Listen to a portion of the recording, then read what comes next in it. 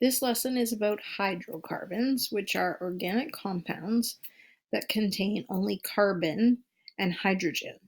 And so we're going to talk about the different types of hydrocarbons and how we can name them and draw their structural formula.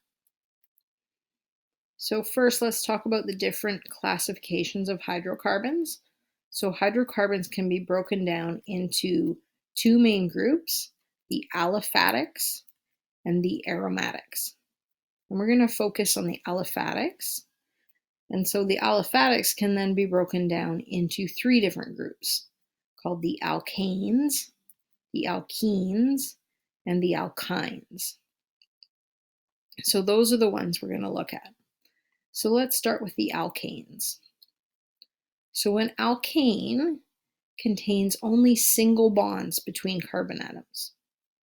So remember, these are hydrocarbons. They're made of only carbon and hydrogen, and if it's an alkane, it contains only single bonds.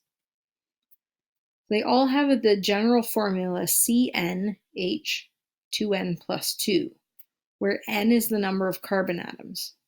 So if you had an alkane that had 5 carbon atoms, N would be 5, then you can figure out how many hydrogen atoms it would be by substituting in N as 5. So 2 times 5 is 10, plus 2 is 12.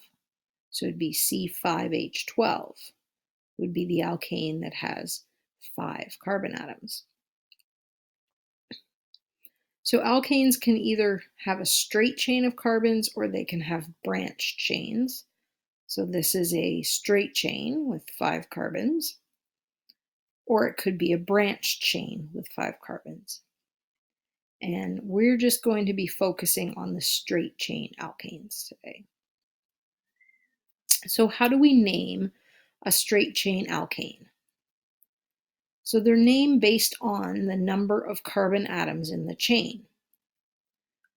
So the first thing you need to do is count the carbon atoms in the chain, and that gives you the root of the name.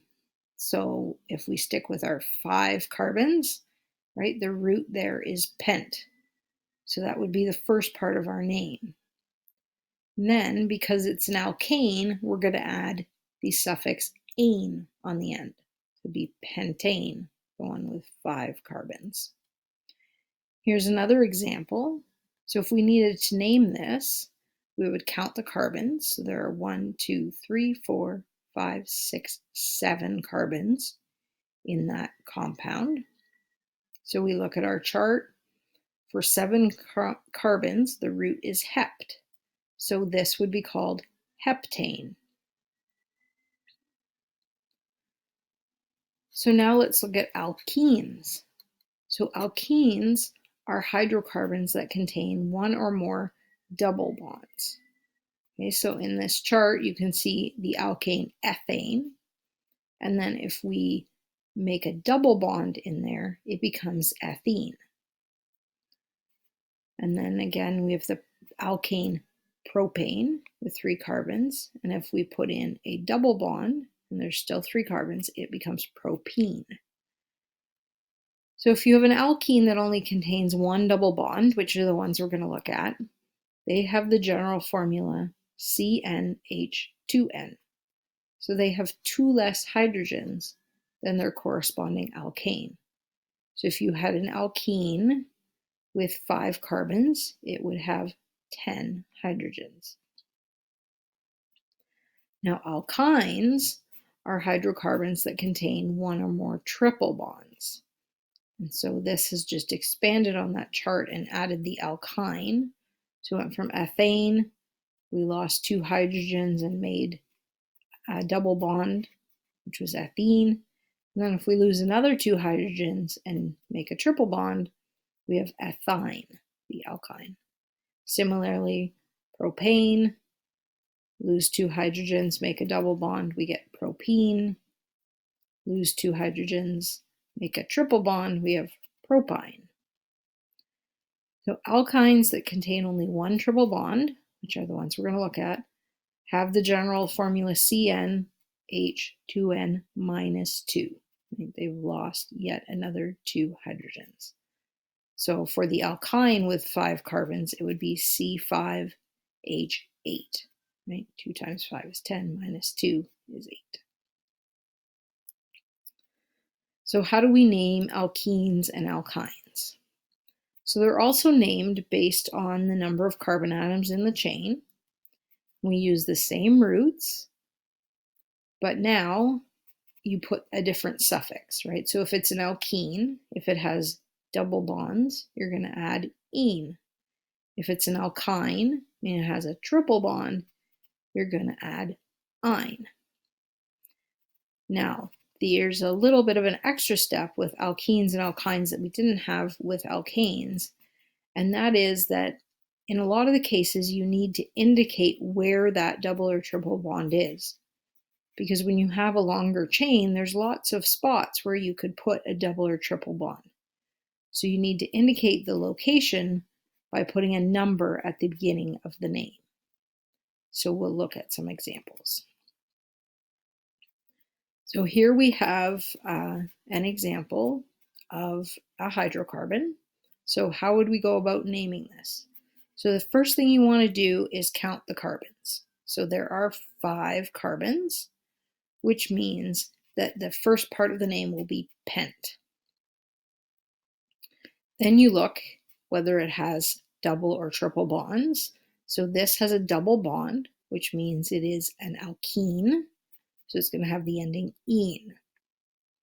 Now we have to look at where that double bond is. So in this molecule, there is the option for that double bond to be in various locations. So we have to specify where it is. So this one is at carbon 2 is where it starts. So we would call this 2, and then you put a dash, pentene. So now we'll look at another example. Now, in our first example, we counted the carbons from left to right, which is what you probably instinctively would like to do. But there are times when you need to count them in the other direction, from right to left. And this is one of those times, because you need to number the main chain starting from the end that is closest to the double or triple bond. And this will give the location to be the lowest possible number. So for this one, we're going to start counting from the right, and we have 8 carbons, and we have the triple bond at carbon 2. Right? If we had counted from the other direction, we would have had the triple bond at carbon 6. Right? But we want the lower number. So that's why we need to count from the end that is closest to the double or triple bond. So for this guy, we've got 8 carbons. So this is an oct, is the first part of the name. It has a triple bond, which means it's an ine. And the location of the triple bond is at carbon number 2. So this is 2-octine. So what about when we are going the other way? We're drawing the hydrocarbons. So you're given the name, you need to draw it. So you're going to start by creating a carbon backbone of the appropriate length, according to whatever the first part of the name is. Then you're going to add in the double or triple bond, if it's an alkene or an alkyne, at the correct location. And then you're going to fill in the rest of the bonds with hydrogen, so that each carbon has a total of 4 bonds. So let's look at some examples. So let's do butane. So that first part, but, tells us that there are 4 carbons. So we're going to make a carbon backbone with 4 carbons. So then you would add in your double or triple bond if you need it. Because this is butane, it's an alkane, so it doesn't have any. So we can just go to filling in the rest of the bonds with hydrogen. So the carbon at the left end only has 1 bond so far, so it's going to need 3 hydrogens. The next carbon has 2 bonds already, so it needs 2 more hydrogens. Same with the next carbon, and then the last carbon only has 1 bond, so it needs 3 more hydrogens. So there is butane, and we could also give the molecular formula for butane, which would be C4H10. And you can get that by counting the carbons and hydrogens in your structure, or remembering the little formula, right, that it's CnH and 2n plus 2. So if we look at another example, 1-butyne. So again, the but tells us that we have a base carbon backbone with 4 carbons in it. And then the ine part tells us that we have a triple bond at carbon 1. So we're going to add in our triple bond. Now we need to fill in the rest of the bonds with hydrogens. So if we start with the carbon on the left, it already has a triple bond, so it has 3 bonds, so it just needs 1 hydrogen. The next carbon already has all 4 bonds, so it can't take any hydrogens. The third carbon in the row has 2 bonds already, so it's going to need 2 hydrogens, and then the last carbon needs 3 hydrogens. So there we have 1-butyne, and we can also give the molecular formula for that guy, which is going to be C4H6. So if we look at the structure of a couple more examples, so this is 1-butene and 2-butene. So again, we have that 4-carbon backbone.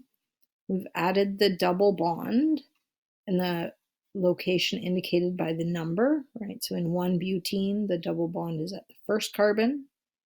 In 2-butene, the double bond is at the second carbon. And if we look at the molecular formula for these two things, C4H8, C4H8. So they have the same molecular formula, but they are different compounds. They have different structures. So when you have that situation where you have the same molecular formula but different structures, you get what are called structural isomers. So structural isomers are compounds that have the same formula, but they're arranged differently. So if you're just given the molecular formula, C4H8, you really can't draw the compound. You don't have enough information, right? And so that's why they have these names. So it could be 1-butene or it could be 2-butene.